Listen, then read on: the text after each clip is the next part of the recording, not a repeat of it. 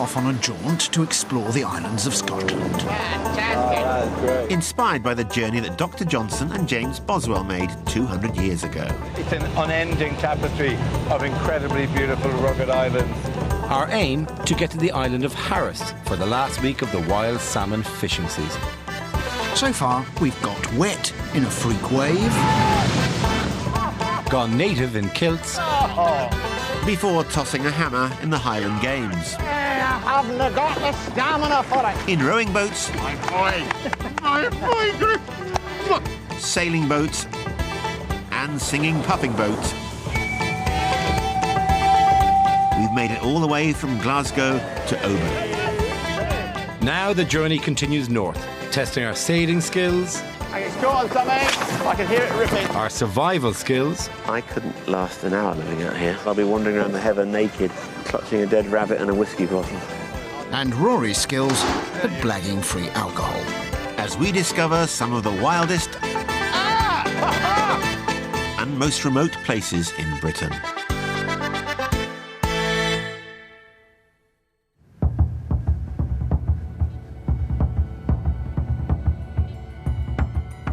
The first place we need to get to is the Isle of Mull, and Oban being gateway to the Highlands and Islands, there's plenty of ferries.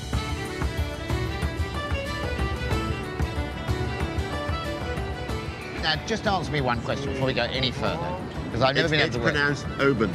Not Oban. Oban. Oban? Oban! Oban. Okay, Oban. Does it matter because we're saying goodbye to it?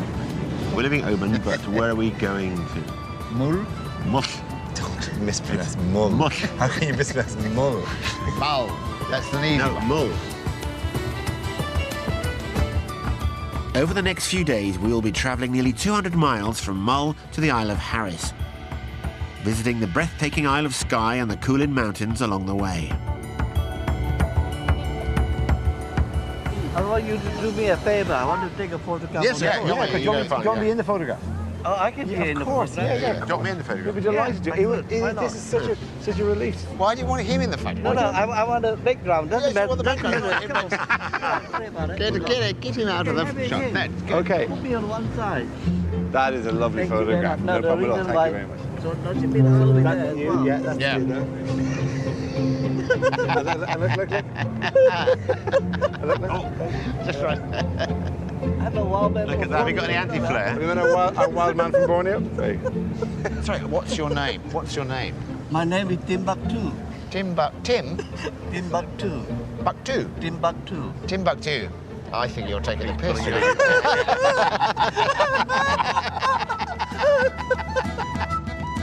This is Duart Castle, home of the MacLean clan, whose chief showed Boswell and Johnson around Mull when they arrived in 1773. At that time, everything associated with the clans had been made illegal by the English following the Battle of Culloden. As a result, Scots had begun to emigrate in huge numbers. Boswell and Johnson's book helped make Scotland fashionable again, and 5 years after its publication, the Clans Act was repealed, and modern Scottish tourism began. We've sent Griff to meet their present chief of the MacLean clan, Sir Lachlan MacLean. You're the chief of the MacLeans. Mm-hmm. What does that involve you in having to do? Look after this place. But nothing else. You're not allowed No, to. You well- have gatherings of the clan. Yeah, no. Since the war, there's been, I think, a great explosion about the clans, and the main thing is the genealogy. You know, people want to know where they come from. This is the bit about a clan having a base like Duart. Yes. Is that if you're a MacLean in Argentina, I've just had a MacLean send his family tree from Argentina, and he's sent it here because this is where this is the place he knows about. Right. Now, he may well be a MacLean from Tiree or from Ardnamurchan or... But this is the centre. But this is the hub. This is like the hub of the wheel. Very narrow doorway, so I think we'd have to single file. Did you see the sign on the ticket off that side? Yeah, it's a 4-star. There's a little Scottish tourist report. They rank their castles. If ever there's a sign that a country had too many castles, it's when you're grading them, like bed and breakfast. But why hasn't it got the 5th star? Well, see, that's you've got to look around. No jacuzzi. Yeah, if there was a leisure centre, Yeah, if this spa. castle came with a spa, then it would be a 5-star castle.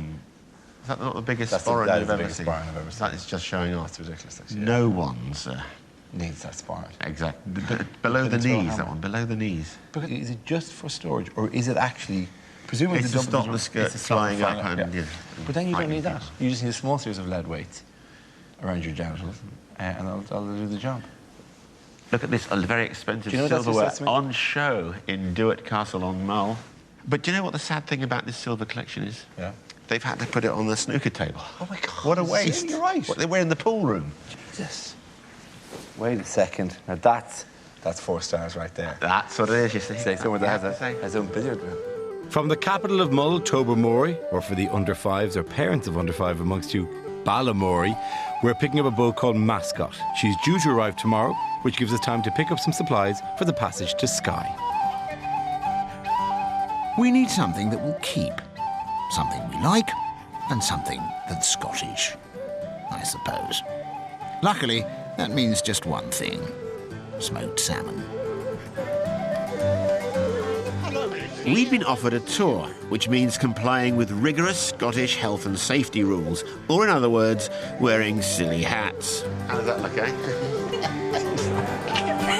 It's even sharpened. And weird beardy bags, called Bruceys for some reason. Even the fish will get up and run away in horror. OK. They're laughing at us, Griff. They're sniggering. Hello! Is there a Jean here?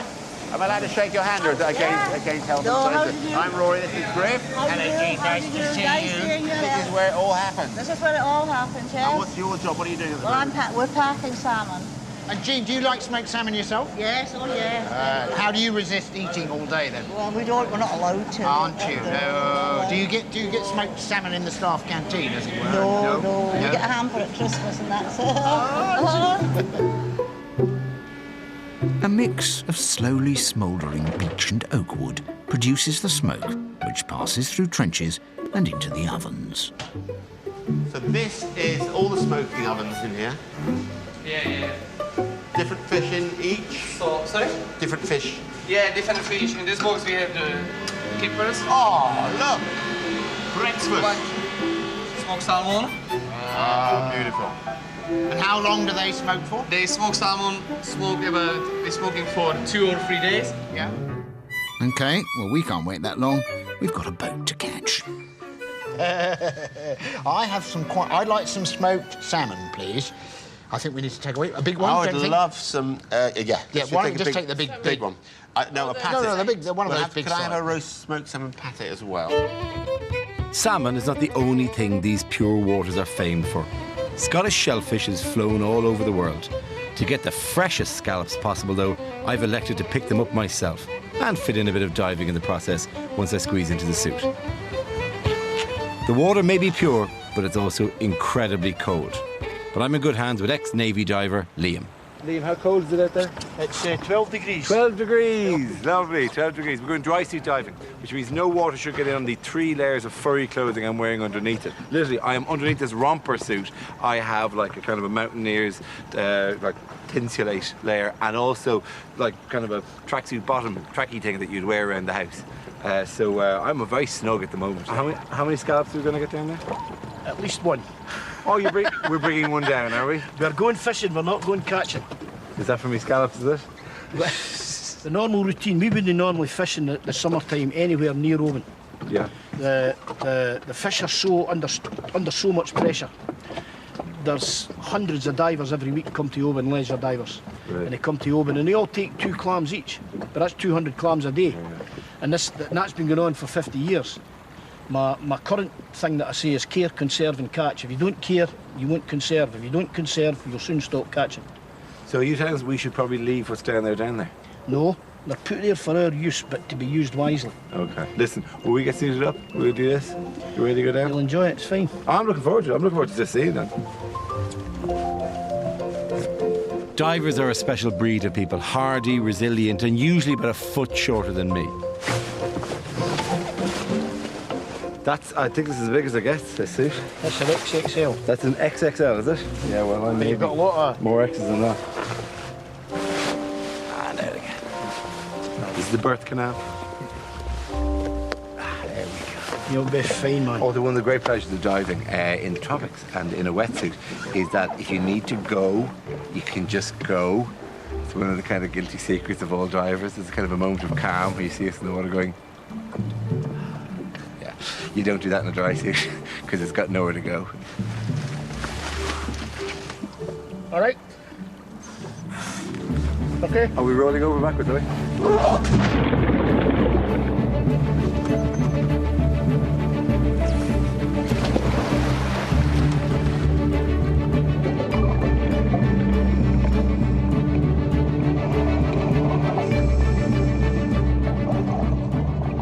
Of course, in this murky underwater world with all the breathing apparatus, it's impossible to talk. So for those of you who don't understand the special sign language we divers use, I will translate.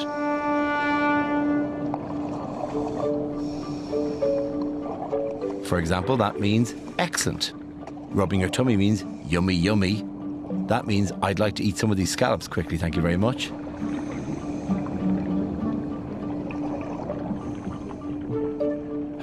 Garlic butter.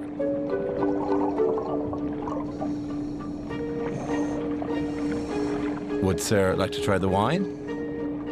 Delightful. Oh, some of the seafood is very fresh. There he goes.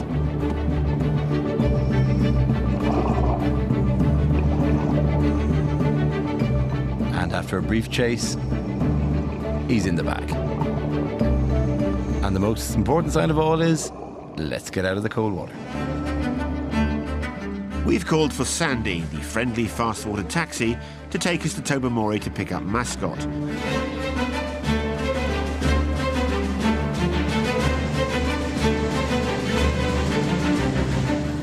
But on the way, we've decided to drop in on one of the most spectacular caves in the UK, on the island of Staffa, and the inspiration for one of Felix Mendelssohn's most famous symphonies. We have one great advantage over Mendelssohn. We're still alive. No, apart from that, it's the fact that we can get there in 20 minutes flat.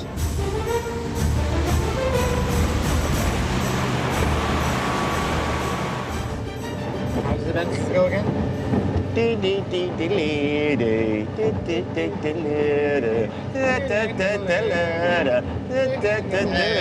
the Ride of the Valkyries. That's what? Isn't it? Well, Isn't that the Ride of the Valkyries? That's the Ride of the Valkyries. Is it? No, Ride of the Valkyries.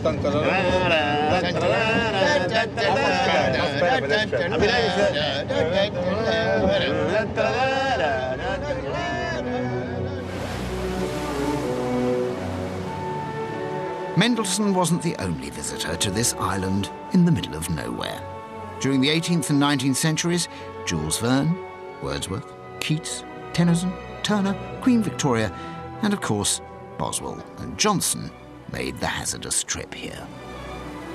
The Vikings knew about it. It only became famous because of Joseph Banks, the famous naturalist who'd gone with Captain Cook to the South Seas, who then got sort of very famous and went around, and everything he saw, he pointed out and said, oh, that's a very interesting natural phenomenon. And presumably he came up here and looked at this very interesting natural phenomenon and pronounced that it was a natural phenomenon and not a sort of legendary phenomenon. Is this now officially the longest walk on television ever? Yeah. Indeed, it is natural, formed when a mass of lava cools and shrinks into these hexagonal columns, giving this characteristic, almost man-made look. God. No, it is more like a cathedral than you're saying. This is... Looks like a 60s cathedral, though, doesn't it? Yeah, like Liverpool Cathedral, Yeah. It's a little bit more, it's a little bit gloomier and bleak. It's certainly gloomy. Yeah, but it's gloomy. It's not a happy cave. I mean, but it's like the last word in isolation. I mean, from here, the only thing you can see is the emptiness of the cave or out towards the Atlantic. What else did Mendelssohn write, by the way? He wrote a very famous violin concerto. And how did that go? Which everybody knows. Do they know it? Yeah, go on, how does it go? Dun, dun, dun, dun, No, it dun, doesn't go anything like that. How about... Oh, that's Mozart. Mozart again. Do you want to hear it? That's Tchaikovsky. Do you want to hear Mendelssohn's violin concerto? Yeah, go on. I hear misery.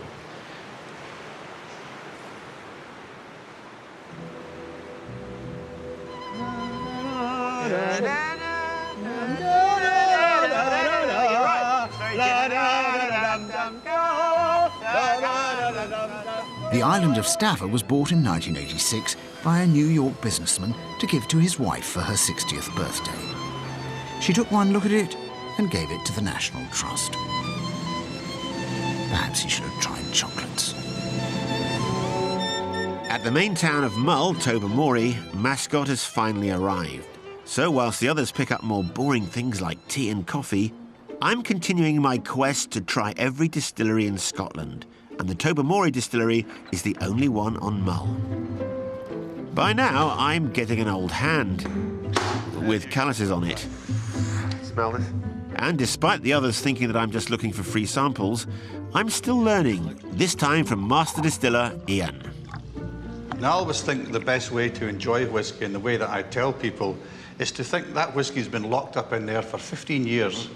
Now, when you taste it, we like to say to give the whiskey about a second for every year it's been in the cask before you swallow it. That's 15 seconds. 15 I can wait seconds. that long. But Okay. believe me, it'll be worth it. Okay. Let's try it. Put your stopwatch on.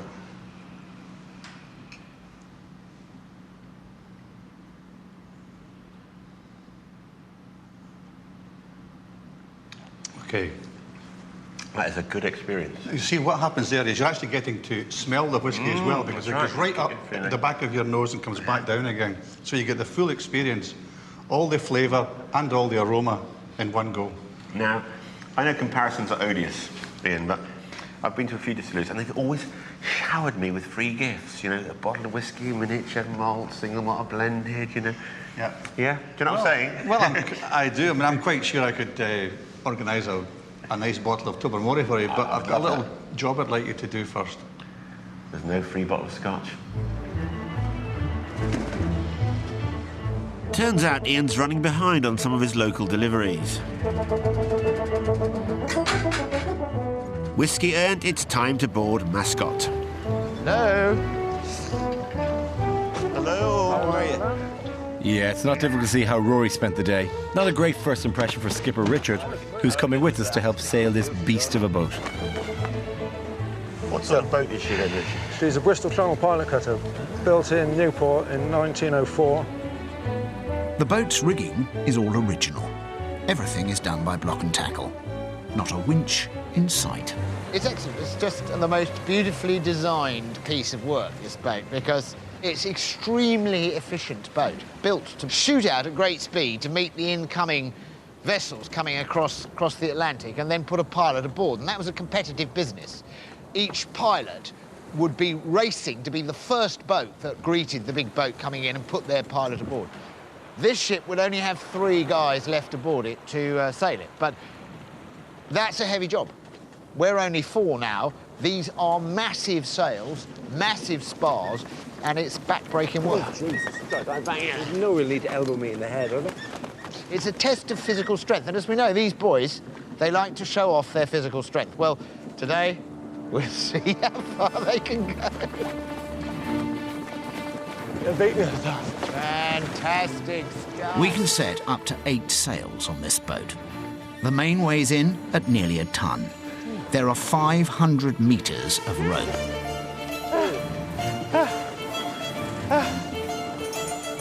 It takes years to learn how to sail her properly. Pull harder.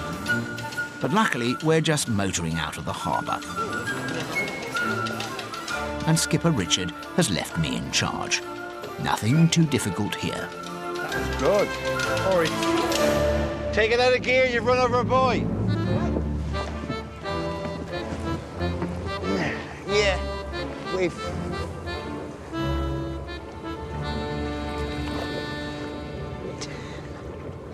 Griff ran into some sort of marine thing. I think it's actually too early to blame Griff 100%. Oh, it's never too early to blame Griff. OK, fair enough. It's caught around the prop. Did you get that? Did you get a shot of Griff leaning over with his arse in the air? Because he ran over something. That something is a lobster pot attached to a buoy. And all of that is now attached to our propeller. Yeah, well, this is your standard day in a boat, really, to be honest. OK, if you can pull from here, please.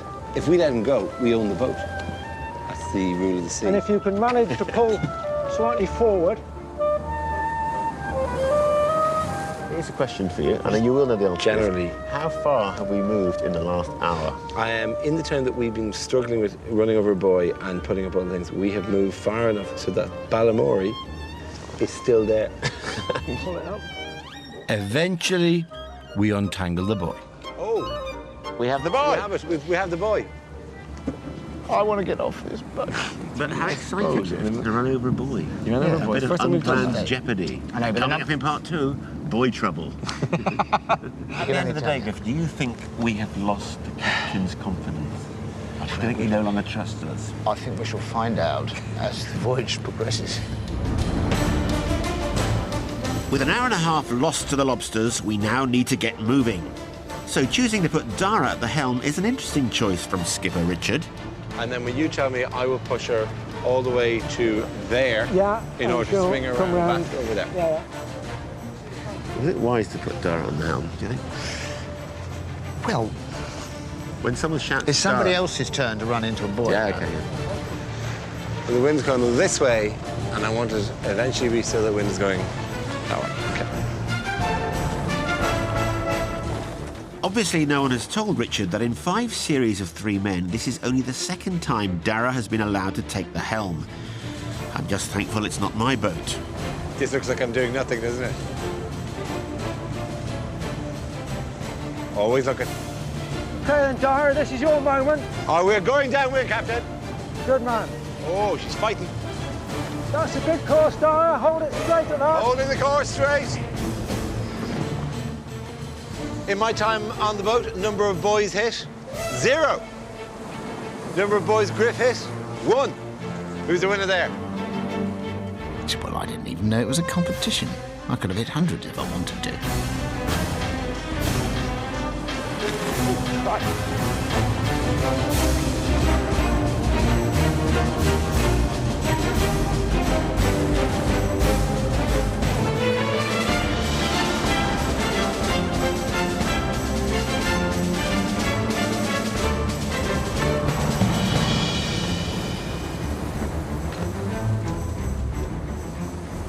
We're going in exactly the opposite direction from Dr. Johnson and Boswell, who came in this way, came down to Mull, and spent a little bit of time on Mull, visited Ulva, where they were interested to find that the droit de seigneur, the right of the laird of Ulva, to have the first night with any newly married woman still existed. Something that Rory, if he'd only read the book, would have delighted in. But he read the introduction, and we could have had a 4-hour monologue out of Rory on that, I would have thought.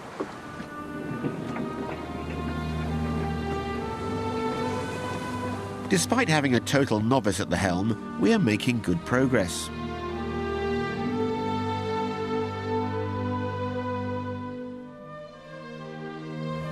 Is this Ardnamurchan Point? This Ardnamurchan Point, which is the most westerly point in mainland Britain. More westerly than Land's End. It surprises me. It does surprise me as well, yeah. So you see where that boat is? Dara, bring her down over there, where that boat is. Sorry, Rory. Yes, it's the cockpit is a bit... And then we've got...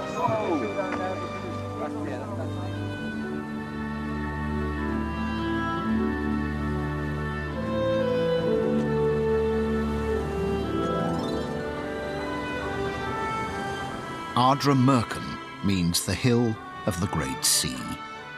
And it's at this point that we enter the real wilderness of Scotland. From now on, there are no more marinas. The landscape becomes more rugged, the sea more cruel, and the tides more unpredictable. It was in these waters that Boswell and Johnson got caught in a huge storm that blew them way off course. I'm sitting down here with my good friend Dara. We're just in a very, very good zone. You know, it's post-lunch. The Tobermory has been flowing. As you can see, Dara is so excited at being on a brilliant, beautifully old-fashioned sailing boat in the most beautiful part of Britain that he's crashed out completely. Griff's up on deck, probably ranting about us. It's the only time I get to really sing my own songs. And here's another one. And I wake up and she's sleeping. So we've got the women behind us and we're passing through some of the most romantic and world-famous, legendary seascape in the world. There's Egg, and there's Muck, the island Muck. And through there, in the rain, that's Rum. Just the most magnificent. We will never pass this way again, possibly. Certainly not in such a beautiful boat. And those two are down below, titting about. Mind you, it's starting to rain now, so perhaps one of them should have a go and I'll go and tit about for a bit. I've actually had enough time sitting up here, staring at the legendary landscape, quite honestly. It's very samey. After a day's sail, we have to find a sheltered bay to overnight in. And there's not many of those around here, so we've ended up at the most notoriously difficult place to navigate into. So what we're trying to do is squeeze a 60-foot yacht boat into a sort of 70-foot space. Yeah, yeah. I thought about showing you it on the chart beforehand, but I thought it would only make you nervous, so you can look at it afterwards. OK. Yeah, that still makes us nervous, even afterwards. It's soon clear just how wild and remote this place really is. Imagine living out here? I couldn't last an hour living out here. Yeah. Before I go start raving mad, I'll be wandering around the heather naked, clutching a dead rabbit and a whiskey bottle.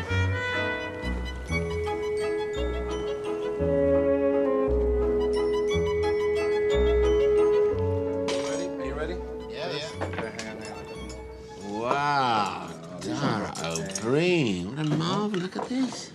Scallops in their own shells with bacon and black pudding. Even better than that, I think the actual term is hand-dived scallops. Yeah. And these are my scallops, lads. These are the ones I went down for. Well, let's see, shall we? Do, please. The taste test. Oh, well, if I've ruined them in the way I cook them, then I'd be really, really bacon. Right. That's a plate full of flavour. Well, cheers, I'm going Thank you very much. That's the colour, the presentation, the scallops are cooked very beautifully. In their own shell. The physical I had to do in order to get health and safety clearance to do the dive took an hour and a half. I am now cleared to dive on an oil rig.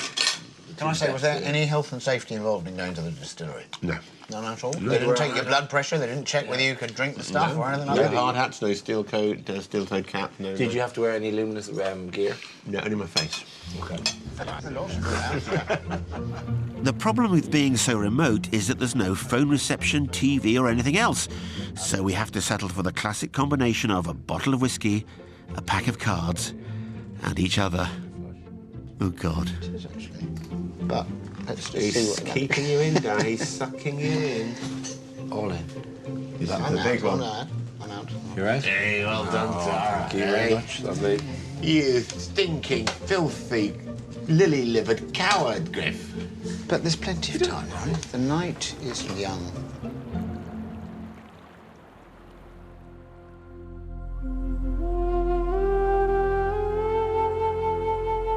Next morning, we stop at the Knoydart Peninsula, the UK's last proper wilderness and not accessible by road. I mean, how large is the largest wilderness in the UK? 30 miles in every direction. I don't know, if you stand in the middle of it, it's 30 miles in every direction. It's wilderness. Is that right? Is that the wilderness now? Does this count as wilderness right here? Obviously, we're on the edge of the wilderness. So if there is a middle, it must be 60 miles of wilderness in that direction. Presumably the big sign saying, welcome to the wilderness. Hope so. Having eaten everything on board the night before, we've met up with Graham, a wilderness expert, who's promised to find us our next meal. So what are we looking for then? Define protein. Well, we're looking for, essentially, carbohydrates, fats, minerals and protein. And again, here's something we could use. This one here, 3 leaf. This is something tasty. This is wood sorrel. We could just Dad, chew a bit. Take a bit for me, would you? Graham teaches survival skills and recently spent 2 months on a remote Scottish island living on what he could find. So he should know what we can and can't eat. Yeah, so mushrooms, can we eat those?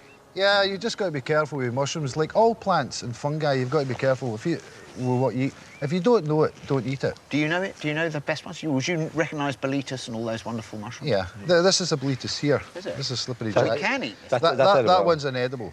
And what about someone who doesn't know which are the good or the bad? Stay away from mushrooms and plants. Yeah. Okay. If you don't know it, the water dropworts, the hemlocks, the digitalis, the belladonnas, the monkshood will kill you.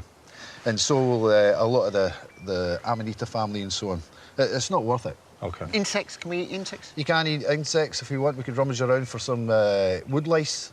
Yes. We could eat them raw. We could maybe forage for some worms, which are full of protein, but we don't eat that in the Western world. I'm going to show you some stuff I've actually gathered earlier, okay? And then I want to challenge you to go down onto the shoreline and gather some edibles, which we could cook up there. Okay.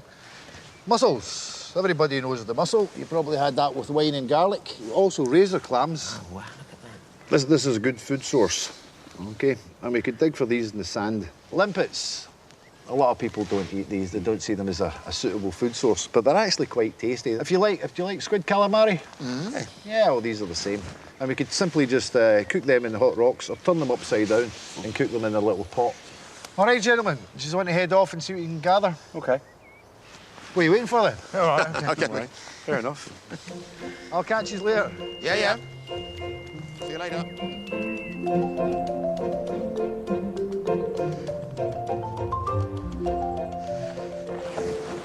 I guess you've just got to start digging underneath.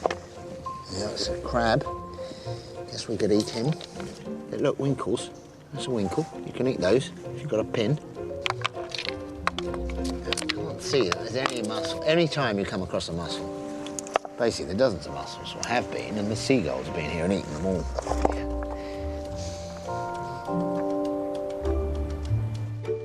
Sticks, moss, sticks and moss. How are you getting on? Well, I'm only saying sticks and moss. Well, I don't eat either sticks or moss. You've got to take your eyes off the ground sometime. Right. There's more food up the way also. This tree, for example, is a lime tree. Right. This is a yussel tree. It's a bit late in the year, but it's still edible. In the springtime, these are lovely and succulent, and you could use these as woodland salad. Okay. It'll also provide us with flowers that we could turn into a tea. Listen, how long would I survive? Genuinely, look at me, I'm soft and metropolitan. How long would I survive? It's a matter of, is it even hours? 5 minutes. 5 minutes. Let's find some roots. Okay, let's have a wander. Another mussel. A genuine mussel. 2 genuine mussels. Very small mussels, but they are mussels. That's good. This is great. I found a bit of sorrel. Griff has a couple of shellfish. Our wilderness meal is looking a little slimming at this stage. So this is what you got? Winkles, mussels. Well, with a bit of luck, Rory has done better. And if not, we could always eat him. But is that enough protein to survive for Get you by. for a day or for lunch? Just for a little bit. What you've basically done is misjudged the tide. A lot of wilderness survivors seem to be surviving in the wilderness at the right time. Yeah, we're starving. We're here, yes. and we've arrived in the wilderness at an inconvenient time for the wilderness.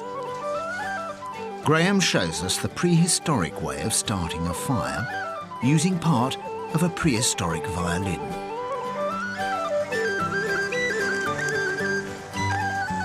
An envy fire. Brilliant. That is Brilliant. That's fantastic. Can you also make a wheel? I could carve you a wheel. I've walked absolutely miles, but good news. Just in time to get the one of fire nature's going. miracles. I hope you're grateful. Sweet and sour chicken and rice. You're a very good This is forager. from the wilderness store, yeah. I think I prefer to eat my dead limpet. The wilderness shop is in the wilderness village. It's there to service the few who live here, alongside the wilderness post office and the wilderness pub. Let's face it, that wasn't that filling a meal, was it? But we survived. We did survive. We survived our morning in the woods. Nice to know that the remotest and most authentic piece of wilderness in Britain still has a very good pub. A really excellent pub, isn't it? Really? So this is the remotest pub in Mainly Yeah, Britain. you can only get to here by boat. So I'm drinking the remotest pint of lager in Britain. Yes, that you'll ever have. It's so remote that Hugh Dennis and Oz Clarke are coming here in about 2 weeks' time to film another BBC show. Should we leave him a message? I was going to leave him a message, actually, yeah. Dear Hugh. Dear Hugh. Dear Hugh and Oz, we were here first. Love, 3 men. Remote, isn't it? Do we know if Boswell and Johnson, you remember them? Did they come here? Do we know? No, I don't think they did. I think they went... Didn't they go to Skye? They went to Skye and then they got blown off course. They went to Cole, which is unfortunately too remote for us to visit Cole. We should check behind the bar to see if there's a letter from Dr. Johnson saying, Dear 3 men, bad luck. Here's to remoteness. Thank you, thank you. Cheers. On the next leg of our journey to Skye, I've agreed to give a friend a lift, but he's not due in until later. So what do you do in remotest Scotland to kill time? Well, you play golf. I have played golf when I was 12. Well, you never lose it. Really? And No, I don't. I understand the basic principles of golf. Why? Tell me this, Griff. Why did they give you so many bats? Yeah. Well, I remember that. Each of these are This is angled for at different sand. angles. That's for It's ice. chip putter. That's what you play on snow. OK, let's get... who's going to go first, then? I think he's going to go 4. How hard do you hit it if you wanted to go Well, up it depends how far you want to put it. Like, I don't think that's going to be an issue here. I don't want to do this. I'll do it. I think you should go... Do you want somebody else to start? No, I don't want to do it because I might enjoy it. And if I enjoy it, then I'll find myself playing golf for the rest of my life. Nice. Nice. If it wasn't already obvious, none of us really play golf. Where'd it go? Where did it go? But because the modern game was invented in Scotland, I'm enjoying this. It's going to be a long afternoon. and there are more golf courses per capita than anywhere else in the world, it seems the obvious place to start. Ooh, brilliant. Where'd it go? Who knows where it went? You gave it. You gave It went up. Welly. Good shot, Griff. Okay. What a great game golf is. Isn't it? Golf etiquette dictates that the player furthest from the hole plays first. Am I still the furthest away? Even further. Somehow, it always seems to be my turn to play. Oh, good. This first hole, by the way, is a par 3. Okay, you get to go again then. Longer, slower holes will follow. Hey! 10. 5. Amazingly, that's only one hole done. What did you get? I got 5. 5. What did you get, Rory? 7. 7. What did you get? 9. 10. 11. 10. Anything above that? Okay. Okay, that was par 3. Okay, at the moment you're 7 over par for the first hole. Yeah. This would not be regarded as a good No, you're start. 2 over par. No, I'm not That's saying. I'm so not saying. bad. I'm any. And you're award winner 5 myself. over bar. Yeah. No, I think 4 over. No, par, I Griff. understand. I do understand that I didn't do very well at that hole. Yeah, but You it's got the better. first Okay, hole. I The had question worked is, that out, will you do actually. better the second hole? I'm waiting I for don't know. mine. It depends how bullying you get. Oh, this golf is so straight-laced. I spent my youth in Ireland playing hurling. This is how you should strike a ball.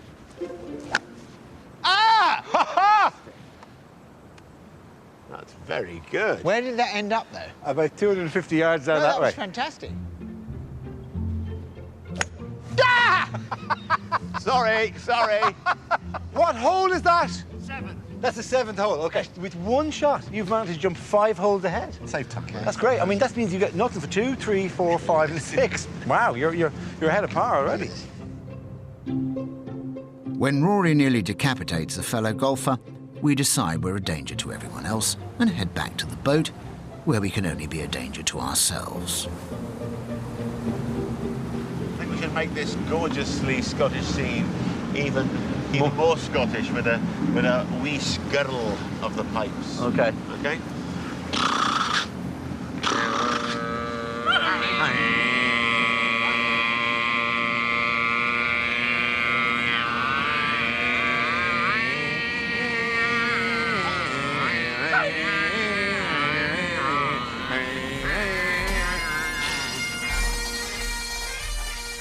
We set off for Skye, and en route we're picking up my friend, comedian and mountain climber, Ed Brown. You got that there? Hey, the things I do for you. Yeah, you could just jump in. Middle of the boat. Are you sure? Should I not try and counteract your massive weight? No, I don't mean the middle, I mean the front middle. Unless it's a massive weight, I'm giving you a lift. Here you go. I am, yeah. And around we go. Welcome to Scotland. How's the climbing going? It's good. The weather's not been fantastic. No, I can't see a mountain at the moment. The visibility is poor. Ed is a man on a mission. He wants to climb a series of mountains called the Munros in Scotland. The Coolin Mountains of Skye have 12 such peaks, and the easiest way to get there is by boat. What are the Munros? Tell me. The Munros are mountains in Scotland over 3,000 feet. They were first catalogued by a guy called Sir Hugh Munro. And as I say, I think it's a joke that the Scottish play on the rest of us because 3,000 feet is about the height that Scottish cloud tends to sit. So yeah, you hike all day and see nothing. But yeah, there's 284 of them. And how many have you climbed? I've done 48 now. Wow. That's good. You can walk them all, apart from one, which is called the Inaccessible Pinnacle, or the InPin for short. And it's because it's the only one that you have to use ropes and you have to abseil back down it and stuff. And what's this called? The gathering, doing all the Munros? It's called Munro bagging. Okay. Specifically. Are you a Munro bagger? Yes, or a completer. So have you started to annoy each other yet? About four seasons ago, I think. Have you discovered just how very ticklish Dara is? That's not good. That would incredibly, like literally, like see that, like that would. We can have a whole game. That would while away hours on any boat. I think. Just no, you can just do that. Do you want to steer the boat while you're here? If I do, I'll crash it surely. No, it's okay. Make sure you don't enjoy it. I'm totally turning the boat now. Yeah, you are, yeah. Look at that. It's this massive boat is moving with just me moving this little stick. Look, you see, you're loving it, aren't you? Yeah. You're loving it. It's a piece of piss. Yeah.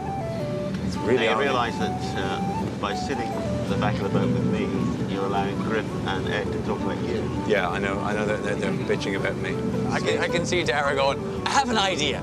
3 men and a private jet. That was my Dara impression. Did you like that? Why don't they both go up the mountain? It's the perfect solution. And it would mean that Ed has Griff's company and we don't. Yeah. Which is the perfect solution. Ed's still at the point where he regards Griff's company as a happy novelty. What a fine day. Enjoying it, Ed? I am. I'm already quite aware of alliances having been formed. I feel like I'm a pawn in a game here. I'm being drawn into a maelstrom of bitchiness and gossip already.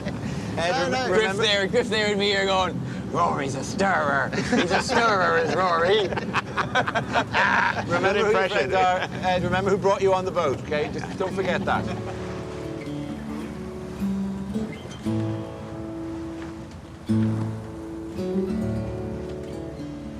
Look at that remote cottage. Now, that is remote, that cottage there. Beautiful sandy beach. We're about to visit, this is interesting, we're about to visit a place which is described in the handbook as the most awesome place on Earth, all right? That's a hell of a claim. Let's just wait and see, shall we? Actually, it is beginning to clear up. I think it's going to be all right. I think I might even get a view. Yeah. What is the best way to see the Highlands? We're trying to work this out.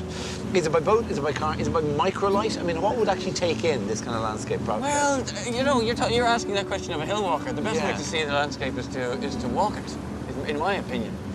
It's the only way to truly participate with the landscape. I don't want to participate. So what's the best way to see the landscape? Well, from the landscape, I feel. You know, that's one of the coolest things about when you go Munro bagging and you know you've set your sights on doing them all, is that you stand on the top of one and you look out and you go, oh, that's where I was last month and that's where I'm going to be someday. And do you think, will it give you a sense of ownership of the Highlands when you've done it? I don't know about ownership, but a kinship maybe? Oh, that's better. That's nice. I like that. A oneness? Oh, a sense of oneness, yeah. And when you get a badge? I'll make one myself. But I have oneness with the My Highlands. wife is stitching me a badge as we speak.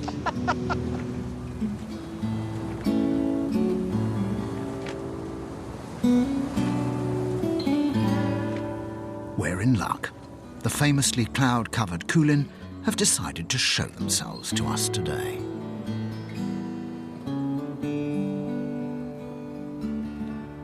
At Loch Scavig, we transfer to the shore. From there, it's a short walk to Loch Coruisk. The high, inaccessible Munros tower over this freshwater lake, so it's clearly time for the rest of us to say goodbye to the intrepid Ed. What do we think, boys, on an awesome scale of 0 to 10? Oh, 7. It's quite awesome, right? But it's not. It's awesome that we can see it, because usually you can't see anything because of the mist and the fog and the clouds. It's very good. It gets more awesome the further in you go, I would have said. Yeah. Ed, I think I should come with you. I feel bad about you going off and... Griff, I would love for you to come with me. I enjoyed your mountain show with great glee. We'd love to go with you. You don't even have a sandwich in your pocket. I've only got enough stuff to look after myself. I'm not a qualified mountain leader. I'm not taking somebody who doesn't even have a power bar on him into the mountains. Well, enjoy the rest of your journey. Yeah, we shall miss you. You know, catch a salmon for me. Yeah, we'll name it Ed. And then release it. And eat it. All right. We release it into the wild like we're doing to you. Fly away, little Ed. Fly away. Go to the top and spawn. Yeah. All right. Thanks for the lift. No problem. Cheers. Pleasure. What a very nice man. Never rated his work. Never rated his work. I'm not saying, honestly, Dara, I'm just saying that if anything terrible were to happen to you, like you were to slip, he would be a good... It would be a seamless... But we wouldn't want you to go, but in case you fell off the boat or something like that, you know, and drowned in the middle of the night, why did you... With Ed dropped, we need to continue north. So far, we've travelled 100 miles in 4 days, but the sailing isn't getting any easier. Or perhaps we're not getting any better at it. It's caught on something. Hang on. Hang on, it's caught on something. It's caught on something. It's all right, I can hear it ripping. It's caught on the anchor. The trouble is, we have another 100 miles to get past Skye and end up in Harris, and only 1 day left. OK, after the tiller right up towards Griff. Here it comes.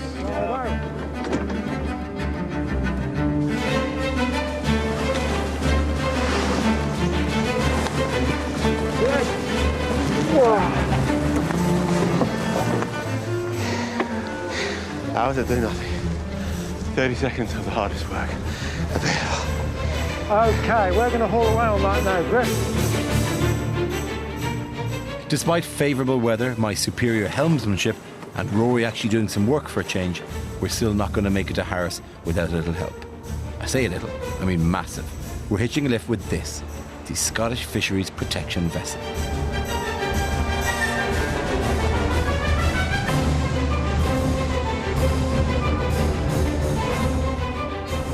Used to fast launches in pursuit of naughty fishermen, the crew of the Norno don't mess about when they're doing boat-to-boat transfers. Thanks to a bit of Scottish muscle, we're now on course to reach our destination in good time. How sweet, how nice is that? It's great, isn't it? That's a fantastic way to... I think it's great. How many are you on? 1 minute we're in the sea. We're on a boat now. Ship. Gotta remember that. That's a great way to get on a boat. Sorry, mate. You're the captain? That's right. The ship's master? That's correct. Okay. That's And do I call you captain or...? You call me Don, actually. Yeah, everybody else does on here. So here we are on the Norna from That's Leith in Edinburgh. That's right, she spreads from Leith. Now, fisheries protection, what does that actually mean in a nutshell? We're looking after the fisheries for Scotland and Europe. We're checking the fishermen are sticking to all the rules and regulations. Do you let English boats up here? Oh, we do, yes. That's very sweet of you. Now, more importantly, where are we going today? We're heading for Orkney now. Orkney? That's right, aye. You couldn't do us a favour, could you? What would that be? You couldn't drop us at Harris? Oh, I don't think so. No, you have to persuade me. Hang on. You'd have to persuade me one way. Now, while we were on Skye, I took a little visit to the only distillery on Skye. Yes. And I'd like to present to you with this lovely bottle of Talisker well, that's awfully in kind of exchange you. for dropping us at Harris and not taking us to the Orkneys. I think even this might do the trick. Yes, that's very kind of you. Well, no, I was going to say you can have a glass of it. I mean, obviously we want it back. So, Don, thank you very much. Thank you very much. Don is a good sport, the whiskey ends up in a charity raffle, and he's happy to drop us en route. Modern boats, you've got to love them. Whilst we have a leisurely lunch with the captain, the boat does all the hard work, and we're soon at journey's end.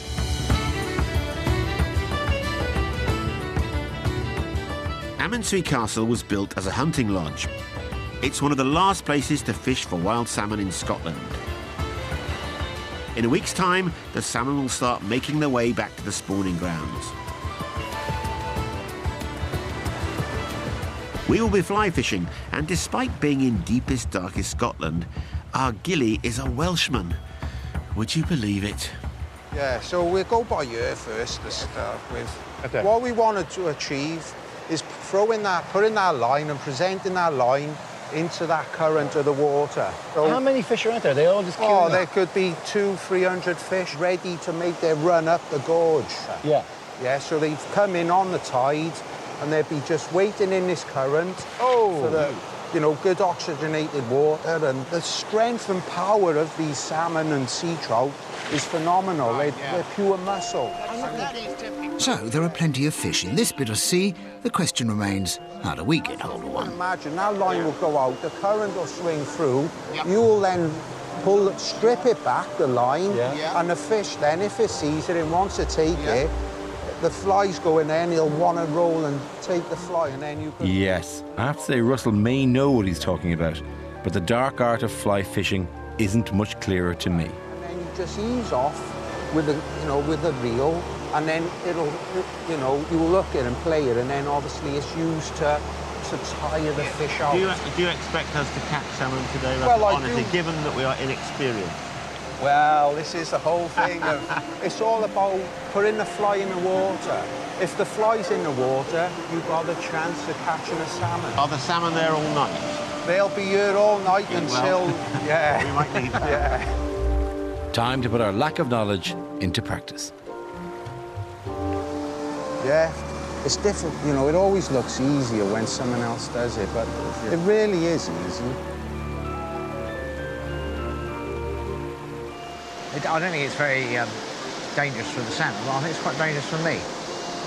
If I were to stick myself down there and enter in somewhere between these two, flicking their lines around, I think perhaps I'll just wait until Rory's caught a couple, and then I shall step down and do my own fishing, my own time. That'll be in about a couple of weeks, I should think. That's it, you're getting it there, though. Keep trying that down, you'll get it. We're just going to give Griff a go a minute, Rory, so... I fancy being closer to the water, is right, that be all right? careful, because it's slippery. It is slippery, but I can still... It's all right. All right. Now, got to get it dangling properly. Casting is not easy, but there are other problems. I'm not sure how much fun this is for me, but you get a real sense of the food chain. They are salmon, we catch them, we eat them. But they are midges, they eat us. There are midges in my eyes, midges in my ears, midges in my hair. If I mush them around, there are midges all over my face and my hands, all over my jacket. There are literally thousands of things. The number one reason, sadly, that people don't come back to Scotland for a holiday, midges. I'm flinging it out here, and I know Griff would love to catch a fish and all, but it's a tough enough life for a salmon, Look at the jumping it has to do just to get its end away. To flip and then swim, and then jump and then swim, and then jump and then swim, and then jump, change its entire metabolism from salt water to fresh water. Why should I be yet another impediment to that? So I'm going to do this for a while. And this. God! Watch your back cast, Griff, would you? Just watch yourself out there, Rory. Okay. Remember, that's it. And getting movement in the water with the fly. Flick it in. That's it. Flick it out. And always make sure there's no one behind you when casting. Right. Oh! Wait a minute. Right, you're on a fish. I'm on fish. He's on a fish. Now what do I do? Right, now... Fish! Yeah. Just let it go, let it go. Let it go. A Apparently, I mustn't fight the fish too much, or it'll win. Yeah, OK. When it wants to swim away, I must give it some line. When it swims towards me, I pull it in. When he wants to run, right, Griff, let the reel go. Right, now, I don't want him to go. That's it, just keep it tight. This is known as playing the fish. Is that yours? Got one. I've got one, yeah. But I'm not sure how much fun the fish is having. All right, not too tight. Let it run. How exciting is this, Dara? He's coming in this way. Coming in this way. Let's get him. Let's get him. Hey! Hey! Hey! That's a nice sea Bravo, trout. Griff. Well done. Yeah, that's a sea trout. Record smallest sea trout. Man takes pride in small fish. I don't give its blood on it. For sake of perspective, wow, that is a big fish. It's actually not that big. But that's not the last of the excitement for Griff, as there's a long-standing tradition at Amansui Castle that when you catch a big fish, you can draw it on a wall in the house so that it can live on in infamy. Oh, blimey. These the sizes are the ones that people have bought. Actually, the sea trouts Course, are actually round quite here. big, aren't they? Yeah. 9.5 pounds. Somebody's drawn something here. That's disgraceful. That is awful. That's terrible that somebody wrote that. Griff Rhys Jones, 11 ounces. That's not only belittling me, that's belittling my fish. Yeah, but your fish is Which no is real- actually that big. You see how much better that looks there, Griff. I know, but we couldn't find space to fit your gigantic fish in the wall. That's all we had to draw to scale. But look, he's got a little smile on it. On most fishing Okay, programmes on television, Griff, you should kiss the fish. I intend to eat the fish. I'm not Kiss just it, gonna... not eat it. Kiss it? Yeah. Why? That's what they do on fishing programmes on telly. They don't. All right, I'll tell you what, I'll kiss it. Hold it up. All right, go on. Mouth first. Lovely. No I'm not eating this now. Yeah, and I'm not kissing you. God, dear. Very good. That was horrible. An unnecessary thing to revolting. do. You really committed. Yeah. You just committed that. I wanted to go out. And it didn't turn into a princess, so we better eat it. We're going to prepare it a way that even we can manage. Raw as sushi. How is this going now? It's the freshest fish I've ever had. Right. What do we do before the Scots invented sashimi? How are we doing? This is about the furthest west we're going to get. This is the end of our trip. It's the end, another journey over. What did you take from it? For me, I have to take. Boswell and Johnson took that journey again. They would be surprised by how wild and extraordinary the place still is, how rugged and unspoiled. I thought it was really terrific. You go through that, and the only thing that spoils it is the huge number of tourists following in their footsteps. Because this is the longest journey we've ever done. This was longer than we crossed Ireland. Just going from Greenock and all the way up here. What, in distance? In distance, this is the longest journey we've ever done, yes. Wow. Absolutely, yeah. And we've remained within the Highlands. I mean, for a man who only knows Edinburgh and Glasgow and maybe the odd trip to Inverness or Aberdeen, it's been a complete eye-opener. The sheer vastness. The sheer vastness. Extraordinary place. Yeah, What about you, Rory? What did you get from it? What did I get from it? 3 bottles of Talisker, 15-year-old Tobermory, 96 miniatures of Isle of Jura, a lovely Oban. I think that's a Pinot Noir aged 15-year-old. What else? Oh, a packet of oat cakes.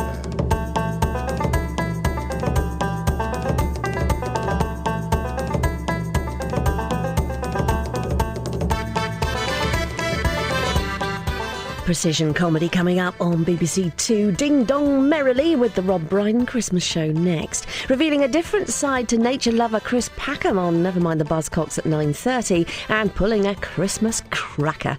Vic and Bob are shooting stars at 10. And Dara Briain's back to mock the week at 10:30.